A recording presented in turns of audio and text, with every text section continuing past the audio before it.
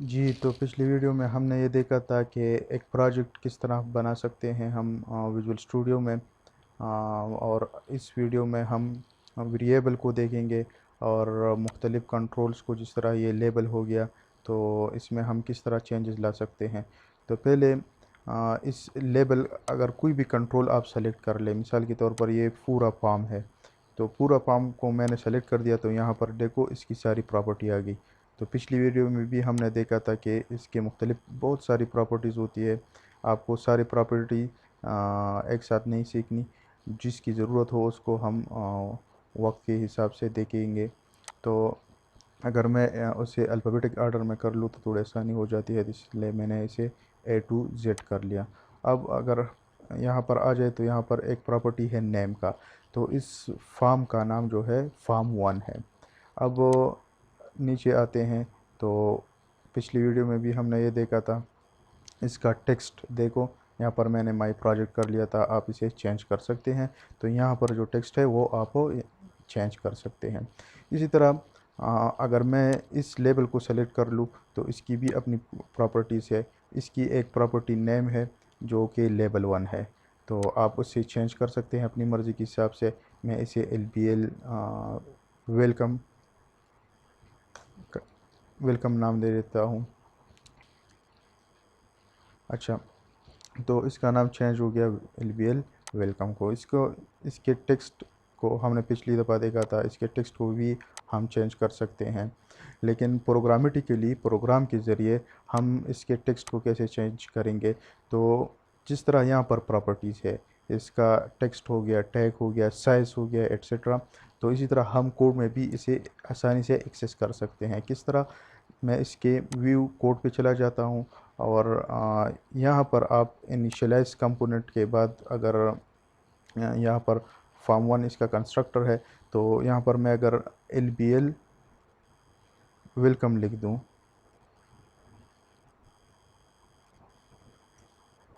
LBL welcome, तो यहाँ पर ये आ गया। तो ये वही लेबल है, और उसे मैं डॉट लगा के उसके साथ और टेक्स्ट लिख दूँ, तो इसकी टेक्स्ट प्रॉपर्टी को अब मैं यहाँ से प्रोग्रामेटिकली चेंज कर सकता हूँ। तो मैं इसको न्यू टेक्स्ट दे देता हूँ। तो जब हम इस प्रोग्राम को रन कर लेंगे,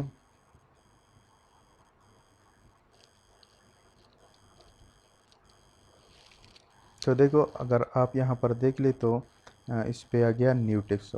तो प्रोग्राम के ज़रिए, कोडिंग के ज़रिए मैंने इसको चेंज कर लिया। इसी तरह हम सारे जितनी भी कंट्रोल है, जिस तरह बटन हो गया वगैरह, जो आगे जाके हम देखेंगे, उसको हम चेंज कर सकते हैं। तो ये तो एक बात हो गई। अब मैं वेरिएबल, जी, तो इसके बाद अब हम देखते हैं कि C# में वेरिएबल किस तरह हम डिक्लेयर कर सकते हैं और उसमें वैल्यू कैसे डाल सकते हैं। तो वेरिएबल एक टेम्प्रेरी डेटा के लिए एक बॉक्स होता है जिसमें हम डेटा सेव करते हैं ताकि हम अपने प्रोग्राम में यूज़ कर सकें। तो यहाँ पर मैं ग्लोबल वेरिएबल डिक्लेयर करता हूँ। ग्लोबल का मतलब ये है कि अगर मैं यहाँ पर वेरिएबल डिक्लेयर कर दूँ तो वो सारे क्लास में विजिबल होंगे, मतलब मैं उसे यूज़ कर सकूँगा। मैं एक हमारे पास है इंटीजर, जिसे हम इंट से डिनोट करते हैं, और मिसाल के तौर पर मैं उसे ए का नाम देता हूं और उसे इनिशियलाइज कर देता हूं 10 से। तो इसका मतलब क्या हो गया कि एक इंटीजर वेरिएबल है जिसका नाम ए है और उसमें मैंने इनिशियली वैल्यू डाल दिया 10। अब इस ए में आगे जाके मैं डाटा को चेंज भी कर सकता हूं। और इंटीजर वेरिएबल में हम सिर्फ इंटीजर डाल सकते हैं, जैसे 1 2 3 4 5 6 7 हो गए। तो पॉइंट्स, डेसिमल पॉइंट्स वाले मैं नहीं डाल सकता। तो डेसिमल पॉइंट्स के लिए मुझे फ्लोट को यूज़ करना पड़ेगा, तो उसको हम फ्लोट FLOAT सेम C# में डिक्लेयर करते हैं, और उसको हम मिसाल के तौर पर 2.4 दे देते हैं, और उसके साथ हम F लिख देते हैं कि ये एक फ्लोट वेरिएबल है। और इसके साथ हम डबल वेरिएबल को भी यूज़ कर सकते हैं। डबल बी प्लॉट की तरह काम करता है, लेकिन इसमें ज़्यादा डेसिमल पॉइंट्स आ सकते हैं। तो इसे मिसाल के तौर पर मैं 6.47 इस तरह कुछ डाटा दे सकता हूँ।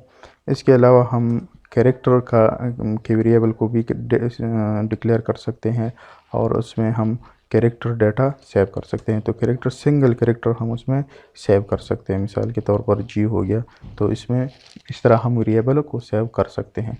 इसके अलावा जो एब्स्ट्रैक्ट डाटा टाइप है, स्ट्रिंग, तो उसमें हम सीरीज़ ऑफ कैरेक्टर्स सेव कर सकते हैं। मिसाल के तौर पर मैं उसे नेम का नाम दे देता हूँ और उसमें डेटा सेव करता हूँ जाहिद अली।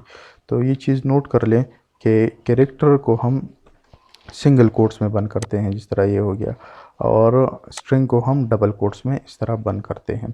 तो इसी तरह ये डेटा हम वेरिएबल इस तरह डिक्लेयर कर सकते हैं और उसे इनिशियलाइज़ कर सकते हैं। तो इसके बाद मैं इसे अगर रन कर लूँ प्रोग्राम को, तो उससे कुछ हमें सामने नज़र नहीं आएगा, लेकिन वेरिएबल हमारे बन चुके हैं। तो अब इस वेरिएबल को अगर हम यूज़ करना चाहते हैं, तो अब मैं यहाँ पर आता हूँ और यहाँ पर मैं मेरा जो वेलकम लेबल है, लेबल वेलकम द टेक्स्ट को मैं चेंज करता हूँ कि इंटीजर इक्वल टू और प्लस ए। तो इससे क्या होगा, इंटीजर ये शो हो जाएगा और प्लस कनकेटिनेशन के लिए यूज़ होता है कि इसके साथ ये डेटा अटैच कर ले। और फिर मैं आगे जाके इसमें मिसाल के तौर पर उसको पूरा स्पेस दे के बता देता हूँ कि मेरा plot is equal to plus B. इसी तरह प्लस मैं उसमें सी डबल को space double equal to plus C हो गया। इसी तरह मैं कैरेक्टर को भी शो कर सकता हूँ,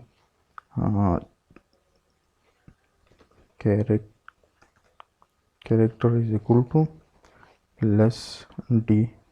इसी तरह मैं नेम को भी शो कर सकता हूँ कि माई नेम इज़, और उसके साथ मैं नेम का वेरिएबल अटैच कर देता हूँ और फिर लास्ट में सेमीकोलन देता हूँ। हर एक स्टेटमेंट को सेमीकोलन से एंड करना है। तो अब मैं इसे रन कर देता हूँ। तो अब देख ले, अब वो उसी लेवल में ये हमें नज़र आना शुरू हो गया कि integer is equal to 10, float is equal to this and double is equal to character is equal to J and my name is Zahid Ali. तो इसी तरह हम उसे यूज़ कर सकते हैं अपने प्रोग्राम में वेरिएबल्स को। अब इन वेरिएबल को हम ऐड भी कर सकते हैं और भी इसके साथ बहुत सारे काम कर सकते हैं, लेकिन अब हम आगे जाके इसको देखेंगे कि किस तरह होंगे। लेकिन ये वेरिएबल्स है जो हम कॉमनली यूज़ करते हैं। इसके अलावा शार्ट है, आप ऑनलाइन चेक कर सकते हैं, शार्ट है वगैरह। इसी तरह और भी वेरिएबल है जो आप यूज़ कर सकते हैं। ठीक है, अल्लाह हाफ़िज़।